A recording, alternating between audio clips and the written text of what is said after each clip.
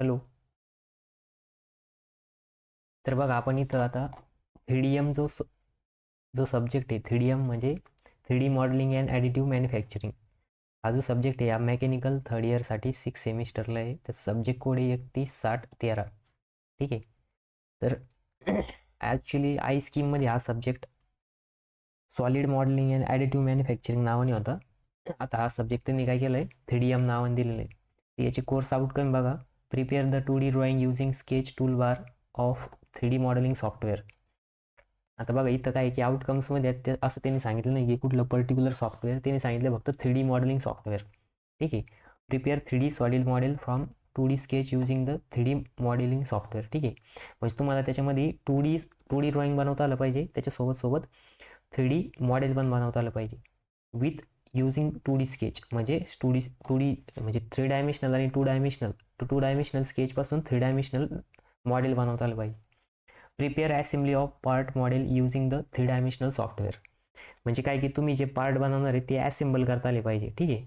त्याच्यानंतर ना plotting drawing for the given part model or assembly.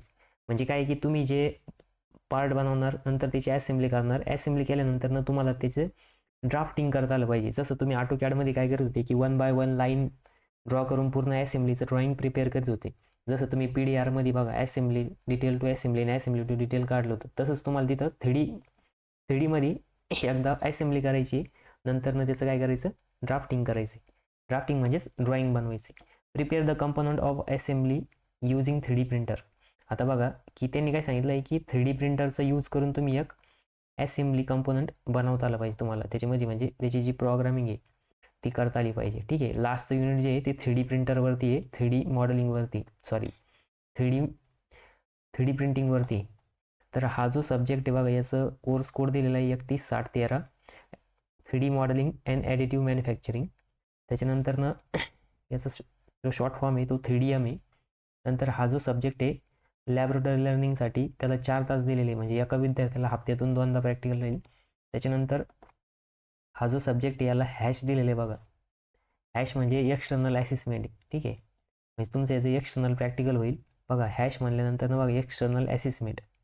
त्याच्यानंतर नेक्स्ट याला प्रॅक्टिकलसाठी 25 मार्क आहे आणि टोटल हा सब्जेक्ट 50 मार्कला आहे. आता आधीच्या स्कीममध्ये solid modelling and additive manufacturing subject 100 मार्काला होता आणि इथं त्यांनी 50 मार्काला केला आहे. ठीक आहे. त्याच्यानंतर नेक्स्ट काय सांगितलं बघा, याचा सिलेबस दिलेला आहे. तर सिलेबसमध्ये त्यांनी बघा इथं फर्स्ट दिलेलं आहे, first unit 2D working in 2D environment. आता बघा सॉफ्टवेअरमध्ये 2 इन्व्हायरमेंट राहते. पहिलं राहतं 2D इन्व्हायरमेंट, नंतर राहतं 3D इन्व्हायरमेंट.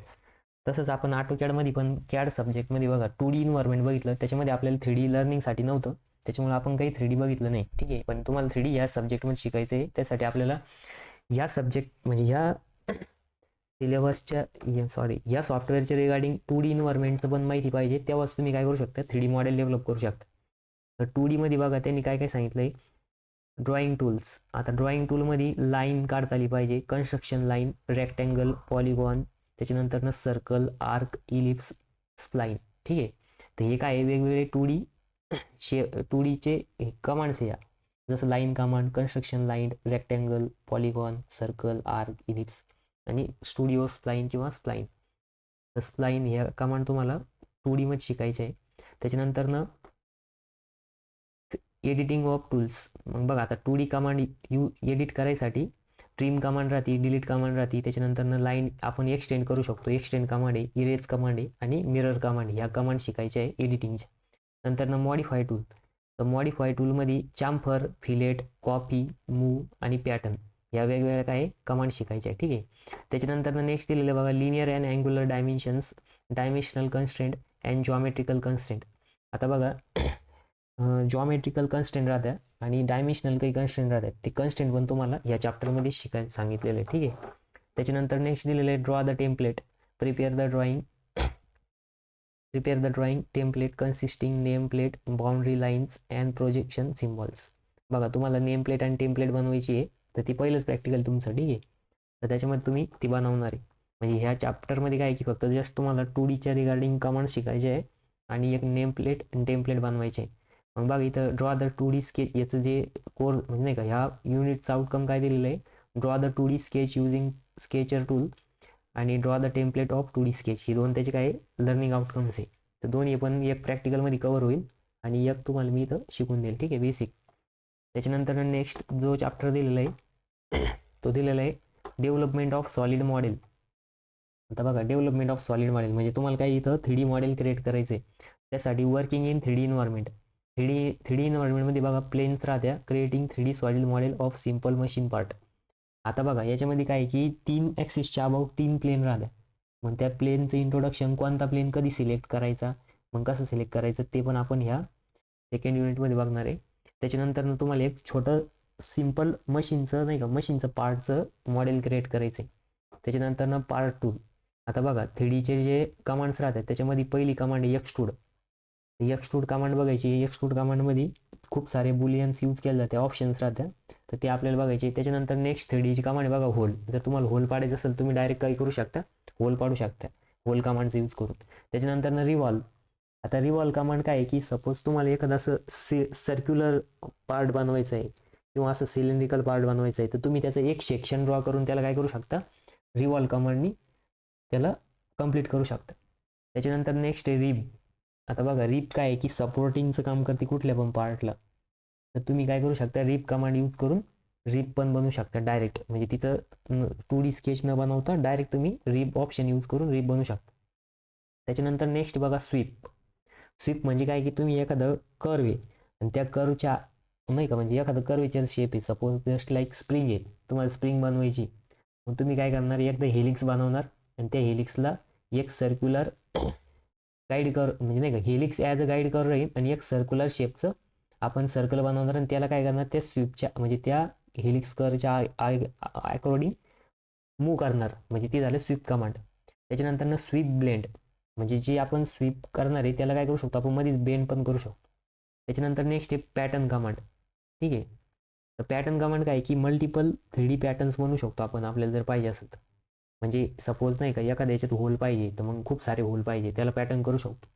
त्याच्यानंतर पार्ट मॉडिफाईल टूल्स. मग पार्टला तुम्ही चांफर देऊ शकता, राऊंड देऊ शकता, म्हणजे इनर साईडला ब्लेंड करू शकता. त्याच्यानंतर कॉपी करू शकता, मूव्ह करू शकता किंवा त्याला ड्राफ्ट देऊ शकता. ठीक आहे, ड्राफ्ट म्हणजे एक असं त्याला अँगल प्रोव्हाइड करू शकता आपण. Creating part using auxiliary planes. मग त्याच्यामध्ये आपण काय की 3 प्लेन कमी पडतं कधी कधी काय की आपल्याला ऑक्झिलरी प्लेनमध्ये ड्रॉ करावं लागतं. तर जसं मग त्यासाठी आपण ऑक्झिलरी ॲक्सिस किंवा ऑक्झिलरी प्लेन पण सिलेक्ट करू शकतो, म्हणजे देऊ शकतो तिथं, त्याला ॲज आपण डॅटम प्लेन म्हणतो. ठीक आहे, त्याच्यानंतर थर्ड युनिटमध्ये दिलेले कम्प्युटर ॲडेड असेंब्ली. मग थर्ड युनिटमध्ये काय आहे की जे तुम्ही आता मॉडेलिंग करणार आहे, मॉडेलिंग केल्यानंतर जसं तुमचं स्क्रू जॅक होता, स्क्रू जॅकमध्ये 5-6 पार्ट होते, त्यानंतर आपण काय करतो असेंबल करतो. ते असेंब्ली करायचं पण आपल्याला याच्यात शिकायचं आहे. त्याच्यानंतर preparation of assembly drawing by using the assembly tools, relative degree of formalisation and constraint of assembly. मग बघा आता याच्यामध्ये काय आहे की असेंब्ली करायची म्हणजे असेंब्लीमध्ये काही डिग्रीज ऑफ फ्रीडम रिस्ट्रिक्ट करावं लागतं अकॉर्डिंग टू पार्ट पोझिशन आणि पार्ट मोशन. मग ते आपल्याला रिस्ट्रिक्ट करायचे कसे ते आपल्याला शिकायचं आहे. त्याच्यानंतर rotational and translation motion of assembly constraining motions. म्हणजे बघा जसं काय की आपण असेंब्ली केली तर काही पार्ट फिक्स राहत्या, काही मूवेबल पार्ट राहत्या, काही पार्टला some kind of degrees of freedom are restricted आणि काही फ्रीडम आपण ठेवतो. तर मग ते तुम्हाला रिस्ट्रिक्ट करता आलं पाहिजे, ज्याचे ठेवायचे त्याचे ठेवता आलं पाहिजे. त्याच्यानंतर एक्सप्लोडेड व्ह्यू म्हणजे असेंब्ली केल्यानंतरचं एक व्ह्यू आणि असेंब्ली डिसअसेंबल केल्यानंतरचं एक व्ह्यू, तुम्हाला एक्सप्लोडेड व्ह्यू क्रिएट करता आलं पाहिजे. ठीक आहे, त्याच्यानंतर 5वं युनिट दिलेलं आहे plotting and drafting 3D assembly. बघा तुम्हाला काय आहे की 3D बघा आता आपण जे 3D मॉडेल बनवलेलं आहे त्या 3D मॉडेलचं ड्राफ्टिंग करायचं. ड्राफ्टिंग केल्यानंतर काही पार्टचे सेक्शन व्ह्यूज वगैरे दाखवले आले पाहिजे. त्याच्यानंतर त्याला GD&T अप्लाय करता आले पाहिजे. हे तुम्हाला ह्या युनिटमध्ये शिकायचं आहे. नंतर त्याचं बिल ऑफ मटेरियल, त्यालाच किंवा पार्ट लिस्ट पण म्हणते. सॉफ्टवेअरमध्ये जनरली काय आहे की बिल ऑफ मटेरियल म्हणत नाही, पार्ट लिस्ट नाव येतं, तिथं पार्ट लिस्ट ऑप्शन येतं. आता बघा NX काही सॉफ्टवेअरमध्ये पार्ट लिस्ट ही ऑटोमॅटिक जनरेट होती, फक्त तुम्ही प्रत्येक पार्टचं बनवताना नाव वगैरे प्रॉपर सेव्ह केलेलं पाहिजे. ठीक आहे, तर आपण ज्या सॉफ्टवेअरमध्ये बघणार आहे तिथं ते ऑटोमॅटिक होणार आहे. म्हणजे तिथं तुम्हाला जस्ट त्या कमांडवरती क्लिक करायचं आणि तुम्ही जेवढे पण पार्ट असेंबल केले त्यांची नावं ऑटोमॅटिक प्रॉपरमध्ये येऊन जाणार आहे तिथं. ठीक आहे, त्याच्यानंतर page setup of plotting drawing. तुम्हाला पेजचं सेटअप करता आलं पाहिजे प्रॉपर. सपोज आपल्या असेंब्लीची मॅक्सिमम मिनिमम साईज किती, त्याच्यानुसार तुम्हाला काय करता आलं पाहिजे, तिथं कोणत्या साईजचं टेम्पलेट सिलेक्ट करायचं ते तुम्हाला समजलं पाहिजे. मग त्यासाठी तुमची असेंब्ली मॅक्सिमम किती साईजची, मिनिमम किती साईजची, त्याच्यानंतर आपल्याला मॅक्सिमम की व्ह्यू किती ठेवायची, 2 ठेवायची की 3 ठेवायची, मग त्याच्यानुसार आपण काय करणार तिथं सेट करणार. ठीक आहे. नंतर नेक्स्ट बघा प्रिंटर सिलेक्शन. आता बघा ते काय की जनरली आपल्या ज्या शीट राहत्या त्या मोठ्या साईजच्या राहत्या, A3 A2 A4. मग ते प्रिंट आउट कशा करायच्या, मग प्रिंट आउट करताना कसं पेज सिलेक्शन वगैरे करायचं, ओरिएंटेशन कसं सेट करायचं ते दिलेलं आहे. ठीक आहे. नंतर ना page setup and plot the drawing, त्याला आपण काय करणार सेटअप करणार आणि प्लॉट करणार. नंतर लास्ट युनिट आहे ॲडिटिव्ह मॅन्युफॅक्चरिंग. तर ॲडिटिव्ह मॅन्युफॅक्चरिंग म्हणजे काय की 3D प्रिंटिंग फाईल फॉर्मॅट. आता बघा त्याच्यामध्ये स्लाइस फॉर्मॅट राहतो, STL फॉर्मॅट राहतो. ठीक आहे. तर मग ते काय आहे की म्हणजे तो लेअरचा फॉर्मॅट राहतो. मग ते फॉर्मॅट, त्याच्यानंतर selection of material, printing parameters, मग सेटिंगमध्ये टेम्परेचर, मग वॉल थिकनेस, मग इन फिल पर्सेंटेज. आता बघा काय की लेअर बाय लेअर ॲड होतं, कधी कधी मध्ये पोरोसिटी पण ठेवू शकतो आपण. ओरिएंटेशन हॉरिझॉन्टल व्हर्टिकल कसं बनवायचं ते. Need of support and type of support, मग त्याच्यामध्ये कुठल्या टाईपचे सपोर्ट्स लागतात ते. नंतर ना स्लाइस लेअर युझिंग सॉफ्टवेअर. आता बघा स्लाइस लेअर म्हणजे काय की त्या पार्टला स्लाइस फॉर्ममध्ये कन्वर्ट करायचं, म्हणजे लेअरमध्ये कन्वर्ट करायचं, ते सॉफ्टवेअरमध्ये करता येतं. नंतर ना एक्सपोर्टिंग अँड प्रिंटिंग, एक्सपोर्ट आणि प्रिंटिंग करता आलं पाहिजे. ठीक आहे. हे 5व्या युनिटमध्ये दिलेलं आहे. त्याच्यानंतर बघा फर्स्ट प्रॅक्टिकल दिलेलं आहे, prepare drawing template consisting of name plate, boundary lines and projection symbols. मग याच्यामध्ये काय आहे की तुम्हाला नेम प्लेट टेम्पलेट बनवायची, जसं तुम्ही AutoCAD मध्ये बनवली होती सेम तसंच तुम्हाला काय करायचं आहे इथं पण बनवायची. आता इथं काय की 3D मॉडेलिंगच्या सॉफ्टवेअरमध्ये बनवणं सोपं राहतं. AutoCAD मध्ये काय की प्रत्येक लाईन वगैरे आपल्याला ड्रॉ करून बनवावं लागते. तर इथं तसं काही गरज नाही, ते बॉर्डर्स वगैरे तुम्हाला जस्ट सेट करायचे, ते ऑटोमॅटिक येणार आहे. फक्त तुम्हाला टेम्पलेट तुमच्या मनानं तुम्ही सेट करू शकता. ठीक आहे. म्हणजे जशी पाहिजे तशी बनवू शकता. त्याच्यानंतर दुसरं प्रॅक्टिकल दिलेलं बघा, draw and plot the 2 simple 2D geometries using the sketcher command. तुम्हाला काय करायचं आहे, 2 2D इन्व्हायरमेंटमध्ये सिम्पल 2 स्केच काढायचे. ठीक आहे. त्याच्यानंतर तिसरं प्रॅक्टिकल दिलेलं आहे, draw and plotting the given 2 simple 3D model using 3D modelling commands. तुम्हाला काय करायचं आहे, दोन सिम्पल 3D मॉडेल बनवायचे, 3D ड्रॉइंग्स बनवायचे, ड्रॉइंगपासून 3D मॉडेल बनवायचे सिम्पल कमांड यूज करून. ठीक आहे. त्याच्यानंतर draw and plot the given 2 complex 3D model using 3D modelling command. म्हणजे आता तुम्हाला काय करायचं आहे, ड्रॉ पण करायचं आहे आणि प्लॉट पण करायचं आहे. बघा ड्रॉ करून त्याचं 3D मॉडेल बनवायचं आहे, नंतर त्याचं काय करायचं आहे 2D मध्ये कन्वर्ट करायचं आहे, म्हणजे त्याचे डायमेन्शन्स वगैरे तुम्हाला सेट करायचे. त्याच्यानंतर नेक्स्ट दिलेलं आहे, draw and plot the production drawing of 3D part model of individual component of bench vice. त्याच्यानंतर drill jig, screw jack / tool post assembly consisting at least 5 parts. आता बघा तुम्हाला इथं 4-5 ऑप्शन दिलेले, याच्यापैकी 5 पार्ट असलेली कुठली पण एक असेंब्ली काय करायची ड्रॉ करायची, त्याच्यामधलं एक पार्ट ड्रॉ करायचं.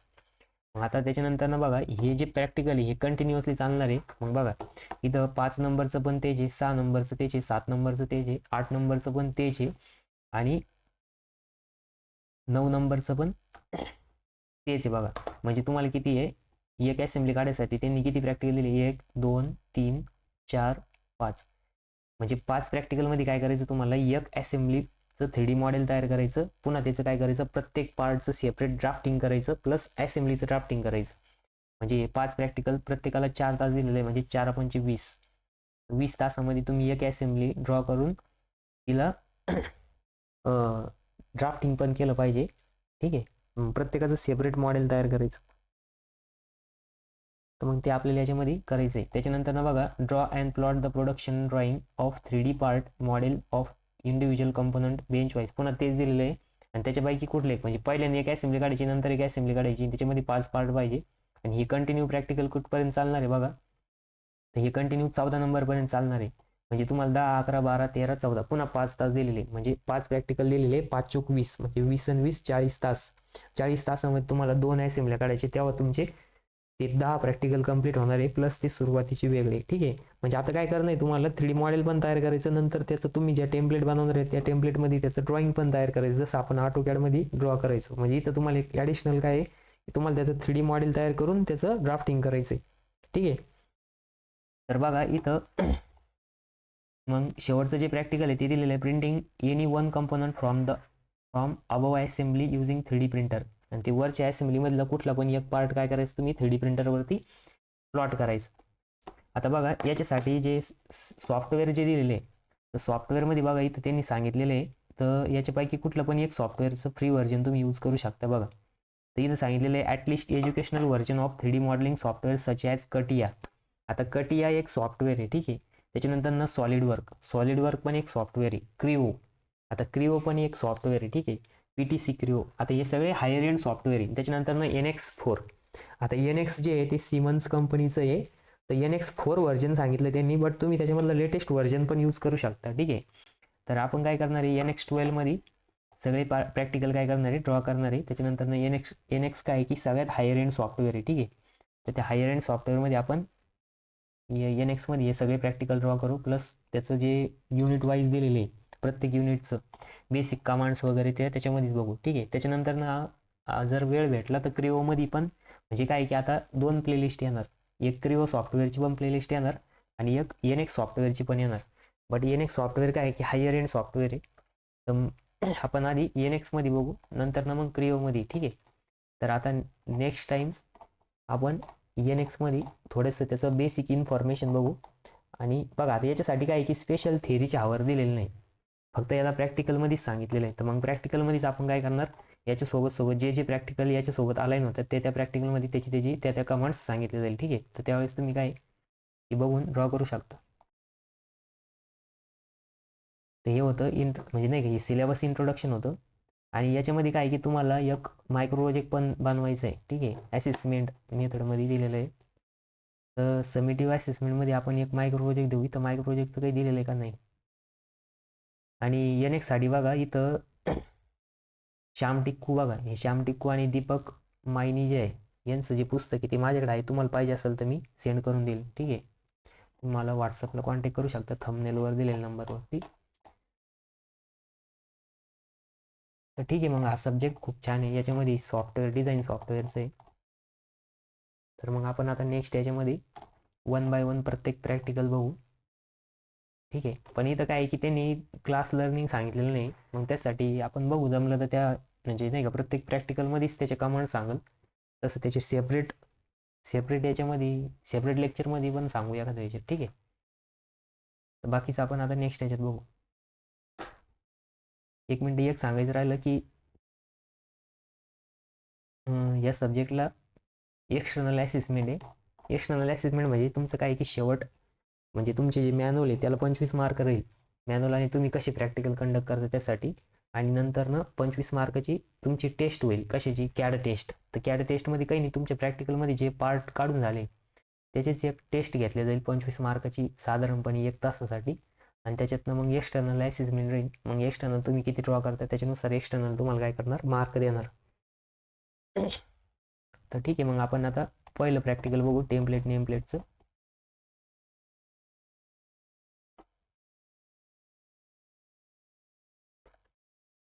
तर बघा आपण जे NX मध्ये बघणार आहे ना, तर NX सॉफ्टवेअर बघा, तर NX 12.0चं व्हर्जन आहे. डबल क्लिक केलं की ते ओपन होतं. तर बघा इथं साईडला ओपन होते.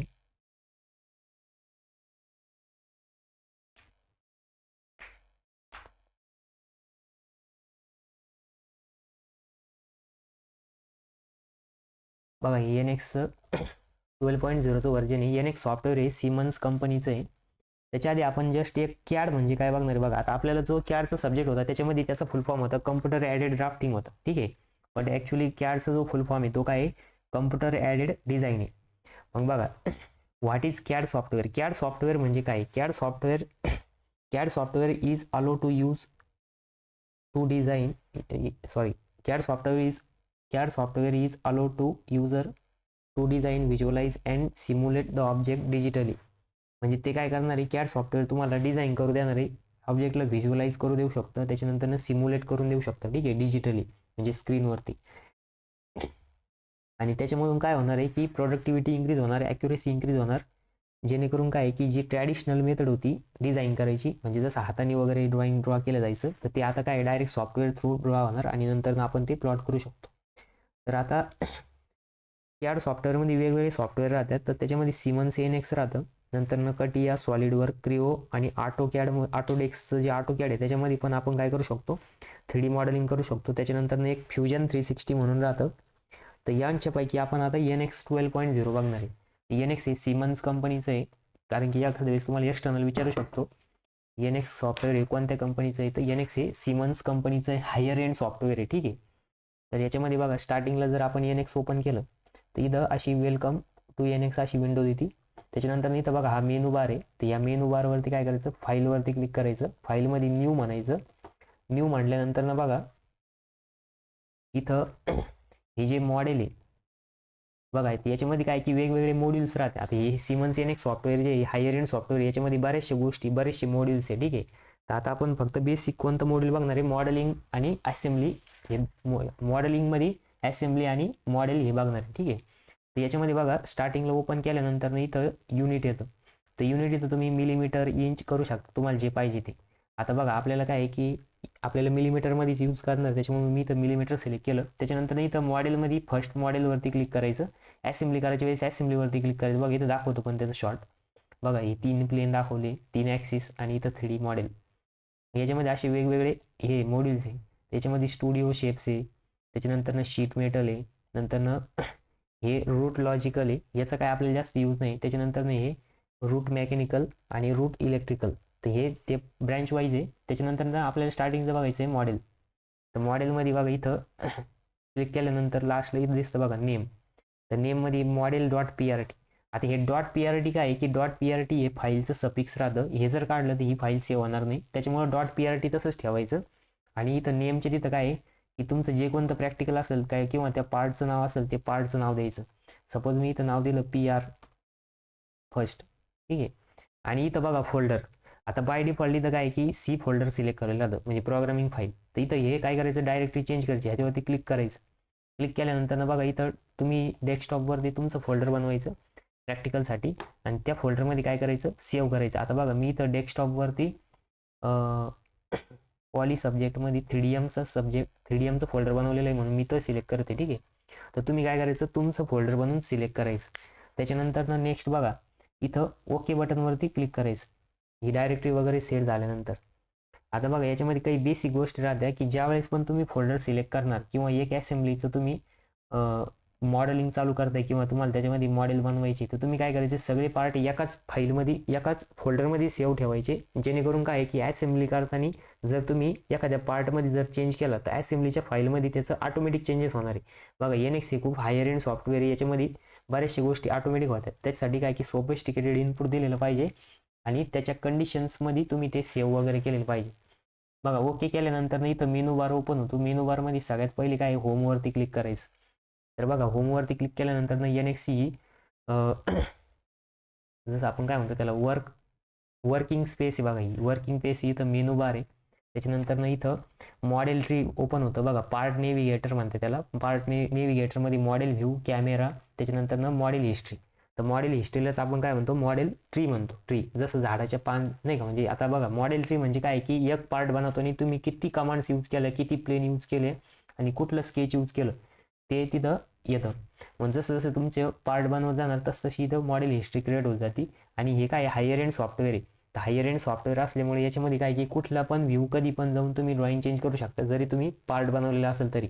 तसं AutoCADमध्ये नव्हतं. एकदा जर तुम्ही लाईन 100ची बनवली आणि ती जर तुम्हाला 99ची करायची असेल तर तुम्ही काय करायची, डायरेक्ट डिलीट करायची, नवीन फाईल किंवा नाही का, म्हणजे तिला एडिट करता येत नव्हतं. डायरेक्ट नवीन आपल्याला काय करावं लागायची, फाईल किंवा नवीन लाईन ड्रॉ करावं लागायची. तसं याच्यामध्ये नसतं.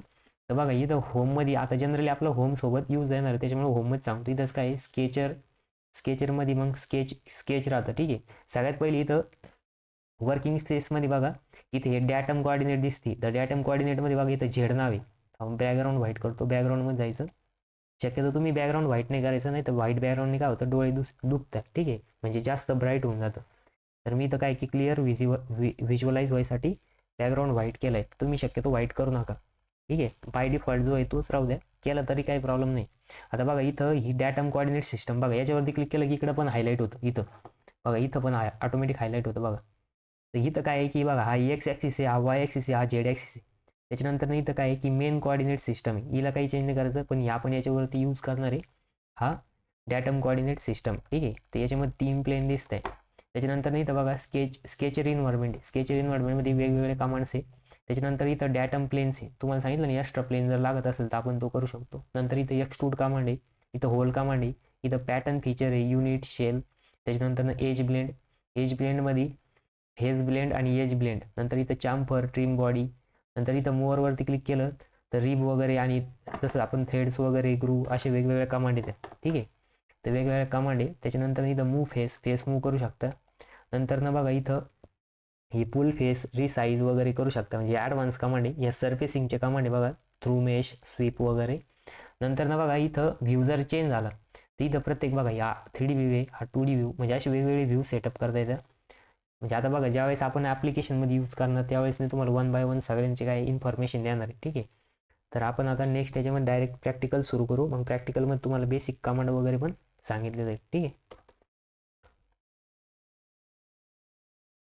तर मग बाकीचं आपण आता नेक्स्ट प्रॅक्टिकल ज्यावेळेस सुरू करू त्याच्यामध्ये बघू.